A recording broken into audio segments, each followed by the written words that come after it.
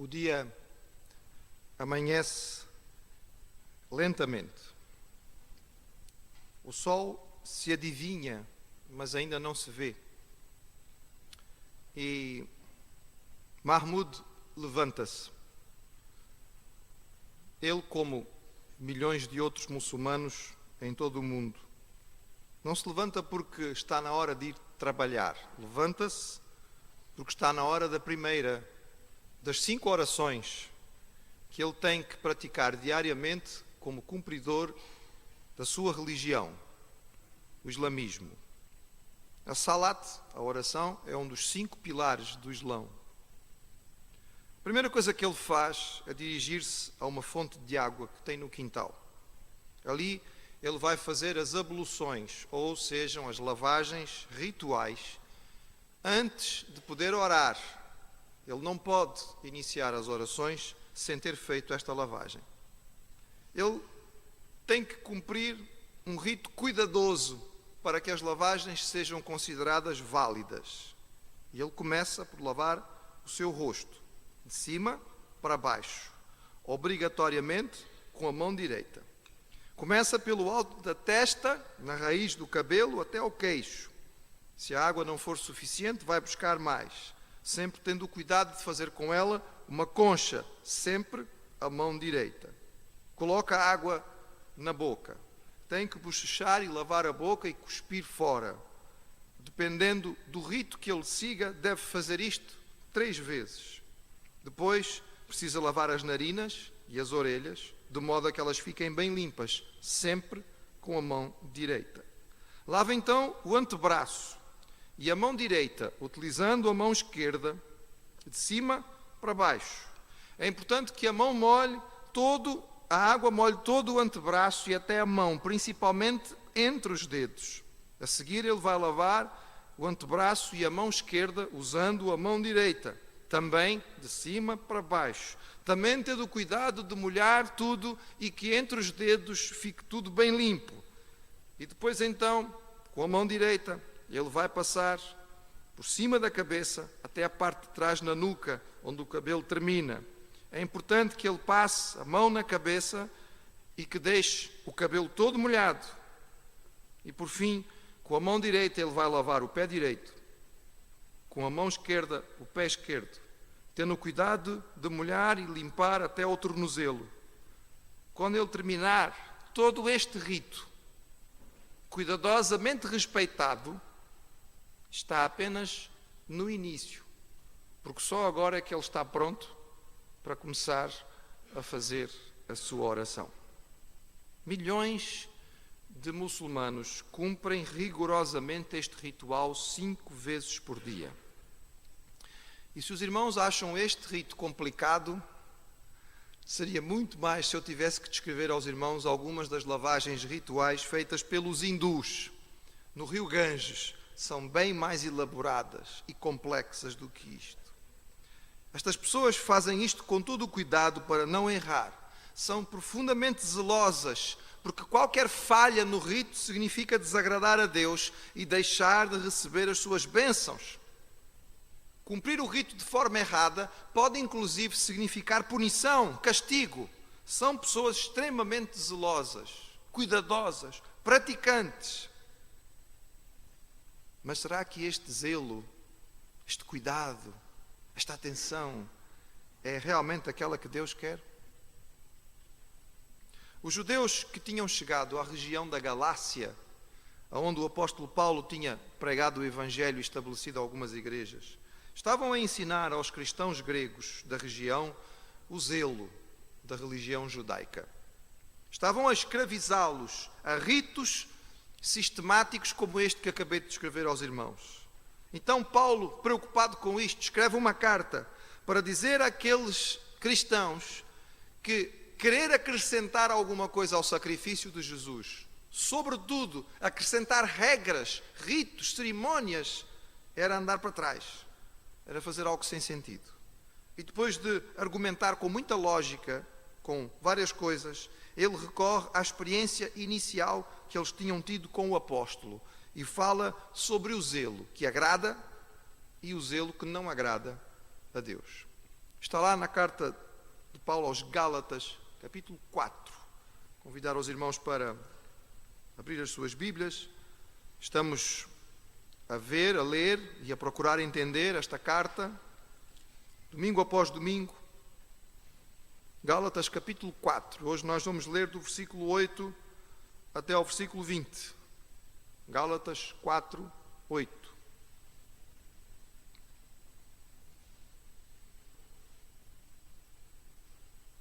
E Paulo diz assim aos crentes da Galácia, capítulo 4, verso 8.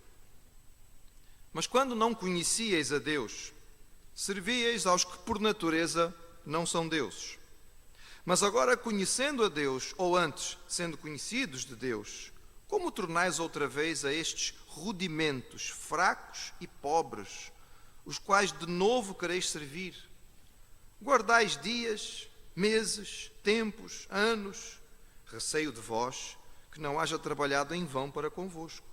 Irmãos, rogo-vos que sejais como eu, porque também eu sou como vós, nenhum mal me fizeste. E vós sabeis que primeiro vos anunciei o Evangelho estando em fraqueza da carne.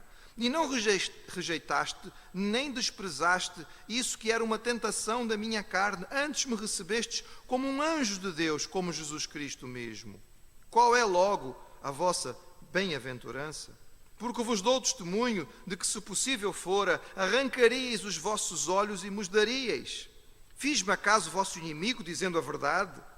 Eles têm zelo para convosco, não como convém, mas querem excluir-vos, para que vós tenhais zelo por eles.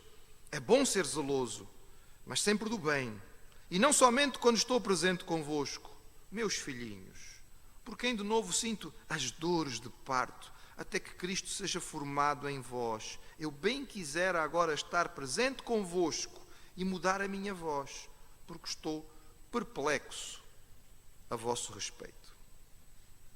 Vamos olhar para estes versículos, irmãos, e compreender aquilo que Paulo está a transmitir, sobretudo a respeito do zelo. Paulo argumentara com os Gálatas de várias maneiras e com muita lógica, que ao regredir, ao voltar a se preocuparem com ritos e regras e cerimônias, era praticamente como voltar à religião pagã que eles antes tinham conhecido.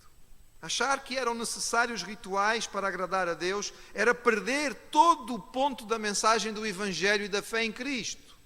Porque se nós somos salvos por cumprir cerimônias e religião, então nós não precisávamos de Jesus. Passar a depender de ritos ameaçava a obra de Paulo. E ele diz, estou com receio de que tenha trabalhado por vós em vão. E então Paulo fala neste texto sobre o zelo, sobre este cuidado extremo. E ele dá-nos alguns exemplos de zelo. Olhemos para o texto e entendamos. O primeiro zelo que ele fala era o zelo dos judeus. Eram zelosos no cumprimento de dias, semanas, tempos, rituais. Eram preocupados e estavam mais importantes em seguir aquilo que eventualmente parecia ser visível e dava a impressão de ser muito puro, mas pareciam não se preocupar com algo que pudesse purificar o coração. Lembro-me de uma vez perguntar a um muçulmano, depois de todo este ritual de lavagem, e perguntar a ele por que você teve tanto cuidado em lavar-se. E ele diz, nós não podemos adorar a Deus, não podemos ir à presença de Deus sem estar limpos. Eu disse, concordo consigo 100%. Mas diga-me uma coisa, o que é mais importante na hora de irmos adorar a Deus? Estar limpos no corpo ou no coração? E ele, a pergunta tinha uma resposta óbvia, mas ele já me conhecia um bocadinho e pensou, tenho aqui uma casca de banana.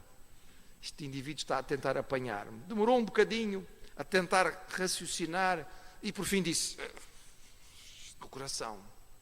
Eu disse, certamente, de que é que serve ter o corpo purificado e, no entretanto, o coração estar sujo? Ter a mente cheia de maus pensamentos ou pensamentos lascivos? Ter o coração carregado de ódio ou de ressentimento? E eu perguntei a ele, então diz-me lá, como é que tu fazes para lavar o teu coração antes de chegar à presença do Senhor? Esta lavagem ritual que fizeste vai lavar o coração? Depois de tentar perceber onde é que podia escapar desta pergunta, ele, como não tinha alternativa, voltou à cerimônia. Que se ele fizesse a cerimônia corretamente, então desta maneira podia ter o seu coração também limpo diante de Deus. E eu lembrei-me, irmãos, de algo tão simples, que aprendi quando era bem pequenino. Que era um corinho da APEC que a minha mãe cantava e ensinava às crianças. E esse corinho era muito simples e diz: o sabão lava meu rostinho, lava meus pezinhos, lava as minhas mãos.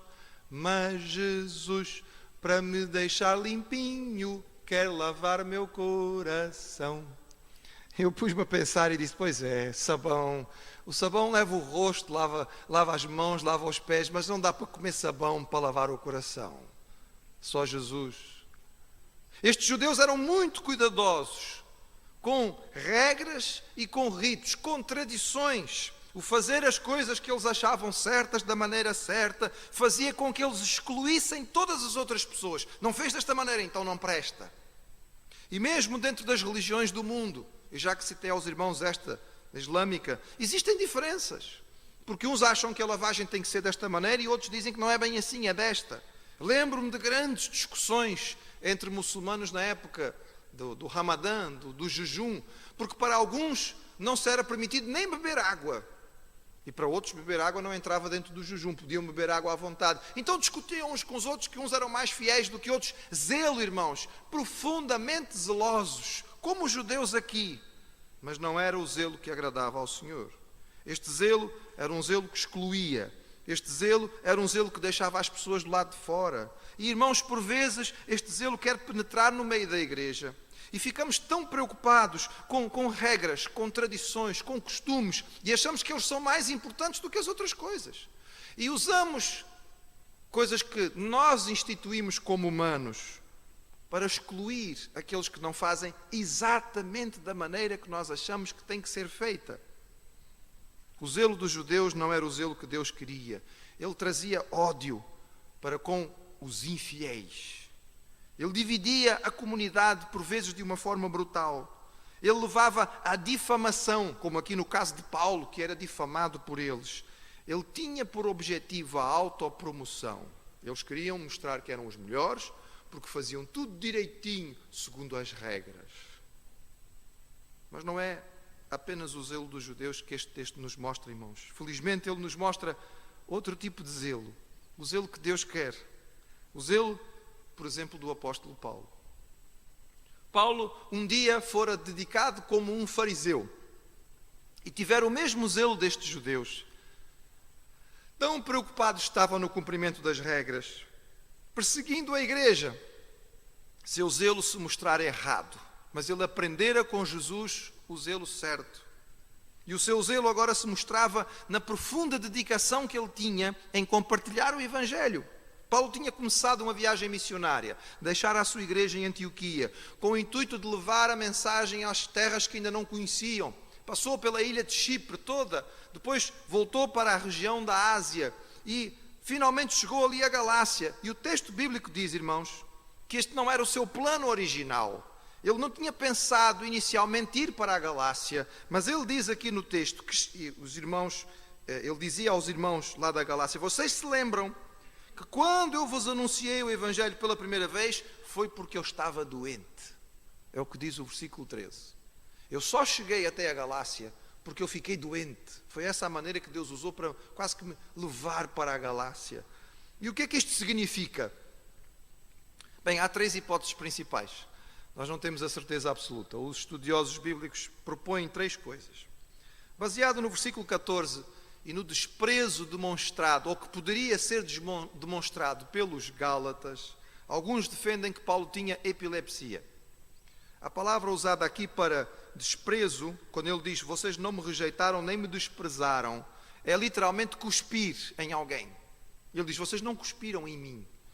E esta prática era uma prática comum quando se viam pessoas a terem ataques epiléticos, porque na cultura greco-romana achava-se que todo o ataque epilético era obra de demónios, e cuspir sobre o endemoniado ou sobre a pessoa que estava a ter aquele ataque fazia com que o mal olhado fosse afastado. Então alguns acham que Paulo teria tido um ataque, ou sofria de ataques epiléticos, e isto poderia ter provocado nos Gálatas desprezo, mas que apesar do seu problema de saúde, eles não o desprezaram.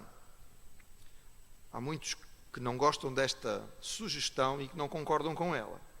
Então, baseados no versículo 15, quando Paulo fala a respeito do problema dos olhos, eles pensam que o problema de Paulo seria uma doença oftálmica. Eles dizem que Paulo talvez tivesse uma doença, uma conjuntivite infecciosa ou alérgica que se repetia muitas vezes. E quando esta conjuntivite vinha, ela dava-lhe um aspecto desagradável aos olhos, um aspecto assim repugnante, mas que os Gálatas não se mostraram estranhos para com ele. E ele diz, vocês até estavam dispostos a me dar os vossos olhos para que eu ficasse melhor. No fim desta carta, Paulo vai dizer que escreve a saudação com letras muito grandes, o que dá a entender que realmente tinha alguma dificuldade visual. E esta é uma hipótese que alguns defendem. A terceira hipótese, também muito interessante, curiosa, é que Paulo teria tido malária. Nesta época, segundo os registros históricos, a região da Panfília, para onde Paulo foi, no sul da Ásia Menor, no sul da Turquia, próxima a Chipre, era uma zona com grande incidência de malária. E que a Galácia ficava mais acima, era uma região mais alta, com um clima melhor. E que Paulo teria vindo para a Panfília, ali pretendia pregar o Evangelho, chegar à sua cidade principal, que era Perge, mas teve ataques tão fortes de malária, que teve que deixar aquela zona para um local onde o clima era melhor. E por isso teria ido parar à Galácia e não teria fundado uma igreja na Panfília, na região de Perge, que era uma cidade importante e que estaria dentro da estratégia paulina. Nós não sabemos, irmãos, qual foi o problema que Paulo teve. Não sabemos qual foi a doença que provocou a sua chegada à Galácia. Mas podemos ver aqui, sim, um aspecto do zelo que Deus quer. Paulo tinha tanto cuidado, tanta preocupação em transmitir o Evangelho, que mesmo estando doente, ele vai parar à Galácia e não perde a oportunidade de contar àquelas pessoas a respeito de quem era Jesus e o que Jesus tinha feito. Este é um zelo que agrada a Deus. A sua preocupação demonstrada nesta carta para com os crentes. Ele diz a certa altura, e a expressão é tão bonita, não é, irmãos? Os irmãos estão acompanhando que a cada semana esta leitura, devem se lembrar que no início da carta eu vos disse que Paulo estava tão nervoso que até a linguagem dele estava um pouco confusa. E houve uma altura em que ele usa 2 vezes seguintes a expressão tolos. Insensatos, não é? Vocês são uns tolos, será que não estão a perceber, não veem? Mas se os irmãos estão a ver a carta, veem que Paulo foi mudando a linguagem, não é? Ele primeiro chamou de tolos, a certa altura já chama de irmãos. E se os irmãos olharem para este pedaço da carta, ele já diz, meus filhinhos. Acho que a raiva dele foi passando, não é? Ele estava tão zangado no início da carta. Mas à medida que ele vai expressando os argumentos a favor da graça, ele vai ficando mais calmo. E quando chega aqui, que expressão bonita, irmãos, esta do verso 19. Meus filhinhos, por quem eu sinto outra vez as dores de parto. Vocês são meus filhos espirituais. Eu sofri para que vocês descobrissem a fé, eu sofri para que vocês crescem em Cristo, e agora vocês estão-se a desviar, e parece que eu vou ter que fazer o parto todo outra vez. Estou outra vez com dores de parto para que vocês possam ser confirmados no Senhor. Que expressão bonita, irmãos. Isto é o zelo que Deus quer. É um cuidado tão grande pelos que estão em Cristo. É um cuidado tão grande para que as pessoas descubram a verdade de Deus, que parece que até sofre fisicamente, que dá dor por ver que aquela pessoa ainda não entendeu a verdade, ainda não reconheceu quem Jesus é. Zelo, de acordo com a vontade de Deus, era o que Paulo mostrava na defesa da sã doutrina, que ele conhecia tão bem. E ele escreve esta carta com tanto fervor, porque ele estava tão preocupado que estas pessoas tivessem-se deixado levar por aquilo que era a doutrina errada. Uma doutrina que se desviava do ensino verdadeiro, da graça, do amor, da fé, que é aquilo que nós encontramos na palavra para a nossa salvação. O zelo verdadeiro que Deus procura. O terceiro zelo que encontramos neste texto, irmãos, é o zelo dos próprios Gálatas. Vemos que os Gálatas mostraram o seu zelo na forma carinhosa e cuidadosa como receberam Paulo. E apesar de ele ter chegado àquela terra doente, talvez com um aspecto físico que não fosse o mais agradável, isto não foi o mais importante para eles. mas eles abriram o seu coração para a sua mensagem. Eles o receberam e lhe deram uma posição de importância e de valor tão grande, que Paulo diz: vocês me receberam como se eu fosse o próprio Jesus. E eu era apenas um mensageiro. Mas com que cuidado, com que alegria vocês receberam. Zelo, irmãos, de entender a palavra do Senhor. Zelo de receber com alegria o recado que Deus tem para nos dar. Este sim é um zelo aprovado pelo Senhor e que faz parte daquilo que Deus quer. Guardemos, irmãos, estes dois tipos de zelo. Aquele que é errado e aquele que é certo. O zelo ou o cuidado, a dedicação errada, é aquela que é produzida pelo orgulho no coração. É um zelo separatista que acaba por deixar as pessoas sozinhas. É um zelo exclusivista que faz com que as pessoas se sintam melhores do que os outros. Nós temos a verdade, nós sabemos como é que as coisas são. E eu já disse aos irmãos, nós precisamos ter cuidado, porque a igreja do Senhor é grande e os servos do Senhor são muitos. E nós não podemos bater no peito e dizer: eu tenho a doutrina certa, eu sei as coisas melhor do que os outros, porque às vezes nós estamos tão preocupados em apenas bater naquilo que nós achamos que é o certo, que deixamos de ter o mais importante, que é o amor do Senhor no nosso coração, que é a demonstração do amor nas nossas vidas. Quando Paulo escreve aos Coríntios, ele vai dizer: mesmo que eu falasse a língua dos anjos e dos homens, se eu não tivesse amor, nada seria. Mesmo que eu tivesse fé, com capacidade de mover montanhas, se eu não tiver amor, nada seria. Mesmo que eu tivesse todo o conhecimento, mas se eu não tiver amor, não vai valer nada. O zelo errado, irmãos, é um zelo preocupado com coisas materiais, rituais, exteriores. Está preocupado em cumprir e em obedecer tradições para que sejam vistas pelos outros. No fundo, a intenção e a motivação do zelo errado é a autopromoção. Eu quero parecer mais santo do que os outros. Eu quero mostrar que sou melhor do que os outros. E desde o início da igreja, este pecado estava lá presente. Lembram-se de Ananias e Safira? Eles queriam mostrar que eram muito zelosos. Vendemos o nosso terreno e entregamos toda a oferta para a igreja. Eles não eram obrigados a entregar nada. Mas entregando e querendo mostrar que eram mais do que os outros, foram condenados pelo Senhor. A dedicação que o Senhor procura em nós é humilde, é inclusivista. Ela sabe qual é a verdade, ela sabe que existe algo importante, mas ela procura não excluir os outros só por causa disto. É uma dedicação que está baseada no amor a Deus e ao próximo, porque esta é a base das nossas decisões e o cumprimento da lei. É uma dedicação à palavra do Senhor, porque nela nós encontramos as bases para a nossa vida. É uma dedicação àqueles que ainda não conhecem o Evangelho. O alvo que temos é alcançar os que não conhecem Jesus. Alguém disse a respeito da igreja, irmãos, isto é algo que eu tenho pensado muito, porque é uma grande verdade que foi dita por um servo de Deus que entendeu muito bem. Ele disse assim: a igreja cristã, a igreja de Jesus, é a única associação de pessoas no mundo que existe para o benefício daqueles que não são membros. Curioso, não é? Todas as associações são formadas para beneficiar os membros. É claro que a igreja também beneficia os membros, mas ela existe em primeiro lugar para dar glória ao Senhor e alcançar os que não são membros, para ser benefício para aqueles que ainda não conheceram a verdade. Porque o dia que esta associação, que tem este propósito, porque foi Deus que a instituiu, ficar fechada só em si, ela deixa de cumprir o seu alvo. E dedicada quantas vezes a regras e a costumes e a tradições, ela perde o seu foco. Zelo sim, cuidado e dedicação sim, à sã doutrina, aquilo que é a verdade do Senhor e que não pode ser alterada, mas no amor aos irmãos. A igreja é a nossa família. E aqui falamos em igreja no sentido de todos os salvos em Cristo e não apenas a igreja local. É aquela dedicação verdadeira que nos leva ao sacrifício. O exemplo de Jesus sempre será o exemplo maior. Que nós possamos avaliar diante do Senhor o nosso zelo.